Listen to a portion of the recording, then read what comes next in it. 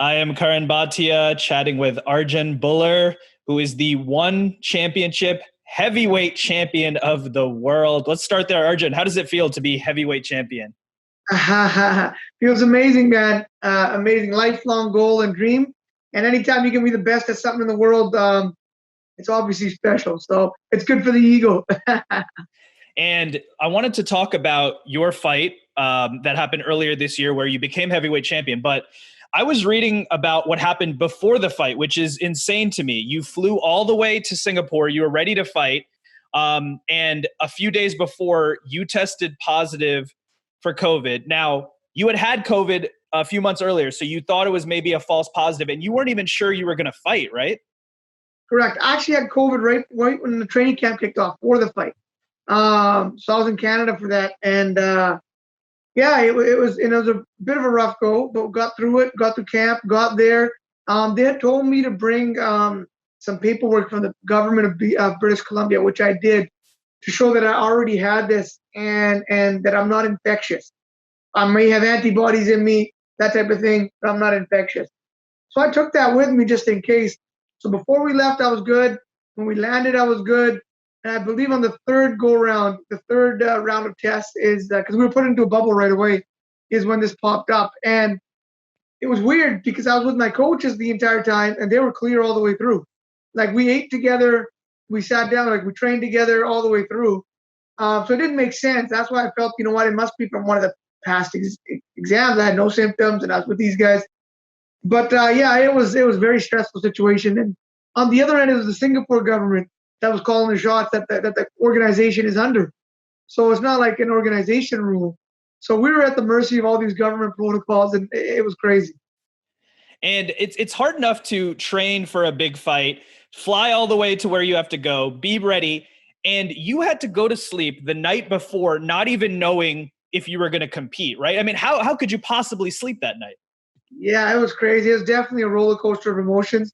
And at the same time, I've got family from back home saying good luck and friends and all that, trying to, and what do I say? What do I do? What do I think?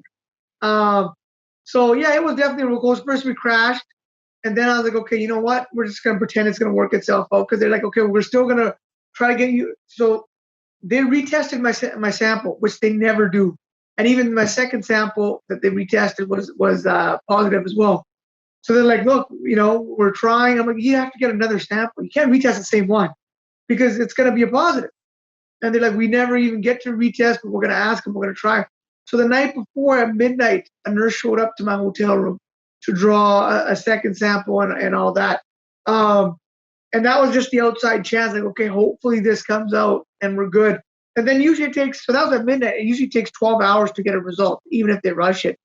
So they're like, even if we have to wait till 10 o'clock or midnight the next day, we're going to, because you guys are here. You're our main event. We'll let everything else happen. We'll keep the production crew here and everybody. And if we have to, until then, we will wait for the result.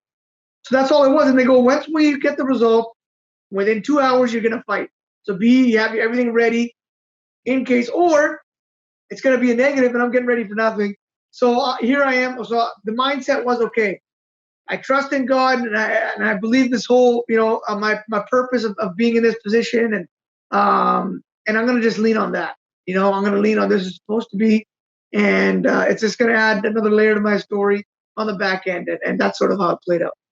I can't even imagine the emotions that you were going through, especially with the fact that you couldn't announce this publicly and you had to kind of keep it to yourself. It's amazing that you were able to perform at the high level that you did. So I wanted to talk to you about the fight. So let's start with the ring walk, because you hadn't fought since 2019. This fight was supposed to happen in February of 2020. Of course, coronavirus hits and pushes everything back. What did it feel like to be walking out to the cage? It's something that you hadn't done in a while. What did it feel like for you? Just a relief, man. First off, it's a range of emotions. It's obviously relief, but I knew, so that happened, and then so when we fought, it was everyone had already fought. Everyone, no other coaches, no other fighters were in the building. The building was empty. They had to do what they did. There was only the production crew and the staff, and that was it. It was lights were turned off. We showed up, they cranked everything back up again, and I was just like, you know what? As long as I make that walk, I can control what happens in that cage. I'm ready for that. I'm prepared for that since, the last year and a half I was waiting for it to happen. And to be honest, my whole life I've been waiting for that moment. And all I wanted was that opportunity to get to that cage. And once that music hit and I walked, I knew I'd be just fine. And that's sort of what it was. We got our warm up in, and then walking out, and then the music hit, and it wasn't even my music. They got the music wrong. So that was the last part, and I just shook my head when the music hit. I'm like, it doesn't matter. I asked for the music to hit, and it's hit. So that's it. I'm gonna make this walk, and I know what to do once I get to that cage. Absolutely, and I wanted to talk to you about obviously your cultural background, and I love the fact that you lean into where you're from, your family is from, and I know that you show that during your ring walk, right? You come out and you have traditional. You have a traditional outfit. You have something with you. So just tell me a little bit more about that. Yeah. So I wear the turban. I'm a Sikh by faith, and I try to represent that. I did that when I did the whole Olympic movement, and as a wrestler, as an amateur athlete before MMA. Even into MMA, for my UFC fights, same thing. We had to break Reebok protocols for outfitting and all of that, go through lawyers, and but it's a very important piece of who I am. I've always wanted to represent that at whatever platform I got, because being a young kid looking up to other athletes and other superheroes, there was no one else out there that looked like me, that represented those values, that culture, that language. So that was I always had that goal. I'm going to get there, and then I'm going to represent who I am. So then the other kids at home have someone to look up to, and it makes it easier for them. So I walk out with a turban. I walk out now with a mace as well, which the UFC wouldn't allow, but that's sitting right here.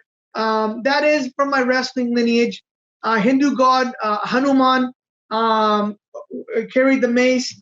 And so in wrestling culture, traditionally, all the wrestlers are gifted this as a trophy because it represents strength and courage and righteousness and the grand champion. So only the champion can earn one of those maces, which is representative of Hanuman. And so I got that as a gift, as not a gift, as a trophy. And so I represent my wrestling lineage when I walk with that via the god of wrestling. And I think that's great that you carry that with you as you walk to the ring. Certainly an inspiration for a lot of people who may not see themselves in athletics at a top level, or someone that looks like them, and they can see you now and draw inspiration from that. So let's talk about the fight. You looked very comfortable in there early on. It looked like you were in control most of the way, if not all of the way. Round one, a lot of micro movements, and it seemed like you were kind of getting your positioning, a lot of feinting. And then you were able to take him to the ground, lay on him. Was that part of the strategy? Did you want to take him, into deeper waters? What was the strategy, and how did it play out early in round one? Yeah, so he's a very seasoned guy. He's a sniper. He loves to counterattack and be on his back foot. So those feints and that measuring was to get him to draw first, because he likes to counter. So I wanted for him not to know when I was coming on my attack, and feint a lot to mix that up, and also then draw him out first, so he can't counter. So I catch him off, and that's really that really threw off his timing and his rhythm and got him fatigued. So that was a part of the plan. And in terms of wrestling, that's always the threat, and that's always there. And so we mixed that in. In the first round, he caught a Kimura in terms of the submission. So I just, I was like, if we have to stalemate, that's fine. I'm not going to risk a submission here, and just hold position. So that's sort of what happened there to end the first those last couple of minutes. I feel if he didn't lock on that submission, he was already, fading this way, and I could have pounded on him and got the win then. But he got himself to the second round because of that, and it was rinse and repeat in the second. Close the distance with the stand-up. I was very comfortable seeing everything. And throughout, my rhythm, my timing, he was marching to my beat, and then put him on the ground and pounded him out. So it went around according to plan. Absolutely. And this was, of course, against Brandon Vera in round 2, the big right hand with about 4 minutes left. You stunned him. I'm sure you knew that he was hurt at that point. As the fight continued, you landed another big right hand to the body. This was with about 2 minutes left. You took him down. One thing I did notice is when you were on top with ground and pound, he did try to get up and you were able to make the adjustments using your body weight to keep him down, right? How important was that? Yeah. So, and in terms of hurting him, we felt we were going to hurt him. It was about to still be patient. Don't jump on it right away because he's a counter fighter and get caught, like trying to go for a flurry of a finish, that type of thing. So we stayed measured even though he was hurt, stayed patient. And then, he was very slippery, man. And so when I got him down, it was an oil slick. Like I couldn't get a handle on anything. So I really had to make sure my body position was correct. And, nothing of that nature happened where I slipped off or, got caught in something. So just really, stayed on top, stayed composed, stayed tight, didn't allow too much room for him to wiggle through. And position was key. Maintained my position and tried to maximize damage from there. And you maintain your position, ground and pound. You're throwing unanswered punches, and the referee comes in and pulls you off, and you are heavyweight champion of the world. I mean, just take me through that moment, and from your perspective, I mean, what were you thinking in that moment? Well, look, the ref started warning him, you have to move, you have to defend yourself, and then he stopped doing that. I'm like, oh my God, this is about to happen. That crossed my mind. I was like, wait a second, don't get ahead of yourself. Just until the bell, keep going. And then a few seconds later, the ref jumped in, and it was different. It was a different feeling, but it was more like, okay, we did it. And the confetti came down, and everything. My coaches weren't inside yet. And then when they put the belt on me, then it was real. Then it was a different win. Until then, it was like, okay, we did it. But it kind of felt like every other win almost. But then when they put the belt on, it's okay, this was significant. This is different. This has never been put on me after a win. And this means I'm a world champion. So hugged my coaches, just kind of, felt very blessed, very grateful for that, to experience that moment. Just thought of all the years, and just kind of thanked him. He's been a great champion for the company, for the Philippines, for his family, all of those things. And now it was my time. And then I grabbed that mic and cut a promo for pro wrestling. And I want to talk about what's next, but you called that moment life-changing. Of course it is. And I know you've had a little bit of time to digest it now. You obviously proudly represent Canada, India, and your supporters around the world. I know a lot of people have reached out. The Prime Minister of Canada reached out to you. I mean, what has the reception been like? What have the last few months been like as heavyweight champion? It's been great. It's been, like you said, it's been a crazy, I don't want to say roller coaster. I want to say rocket ship, actually. And so just riding that and, a lot of different opportunities are knocking on our door. So just kind of working through that. And that's actually been stressful, to be quite honest with you. Usually after fights, I'm able to kick back and just relax now, spend time with family and all that type of stuff. But it's been stressful to kind of work through the different opportunities and that type of thing. So, but it's a good stress. I'm not complaining. And again, very blessed and very grateful. That's definitely a good problem to have a lot of options. Let me ask you this before I ask you what's next. I saw that there was an exam question in Punjab, and it said, who became the first Indian origin fighter to win a world title in top-level MMA? And you, of course, were the answer. What does it feel like to be the answer to an exam question? It's crazy, man. It's crazy. Like I said, when I was a kid, that was my goal, though, is to have representation at a world stage for our community. And, to see that means it's gone into the psyche back in the homeland, right? And it's amazing. When that was sent to me, I was like, what? It just made it so real. And it was actually an India-wide exam, so it's nationwide, but the kid that was writing it was from Punjab, and I was just blown away, man. Amazing, amazing. So let's talk about what's next for you after the fight. You called out the Korean heavyweight Kang Ji-won. I know you also talked about going into WWE, AEW, professional wrestling. Obviously, you have that wrestling background. And then there's also talks of a UFC crossover. And Ngannou's name was mentioned. Stipe's name was mentioned, of course. So what is next for you? What would you like to do next?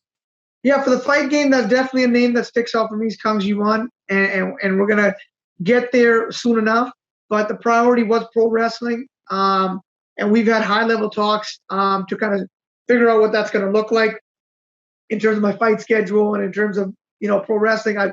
That is my next step in terms of an evolution as an athlete. I can't wait to jump in that squared circle and live out that childhood kind of dream. As a fan and as a performer. So we're exploring that, and then this whole crossover thing is really taking some steam here. Yes, Francis was mentioned. UFC one crossover, East versus West. We're managed by the same agent, so I sort of know what his contractual obligations are and how real that is, and that's a little further off from reality than Stipe. And Stipe's name came in, and I know the company's reaching out to him to try to see if we can work that out. Yeah, that's a fight I want. That is at the top of my list. So legacy is huge for me, and that fight would cement my legacy. And as a competitor, I want it very, very bad. He had a trilogy with my big brother Daniel Cormier, my training partner, team captain at AKA. I was involved with all three of those fight camps. I know where I stack up. I know how we can beat him. And he beat up a 41-year-old big brother of mine.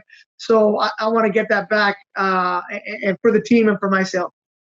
Absolutely. Francis being the UFC heavyweight champion, you being the one championship heavyweight champion, but Francis going to have to face the, next people in line under the UFC umbrella, most likely. So that opens up the door maybe for this crossover clash with Stipe. Stipe was talking about this on social media. You came in, you said, another UFC fighter who's not happy with the way he's treated. I'd love to get my hands on you, Stipe. I went through 3 training camps for you already and know exactly how I'd bust you up. So how do you think stylistically that fight would play out between you and Stipe? Hey, look, my wrestling's better than his, and I believe my boxing's better than his as well. I don't get hit. I'm very sharp with my feints and my range and my slips and my counters. And he gets hit every fight. He gets hit clean.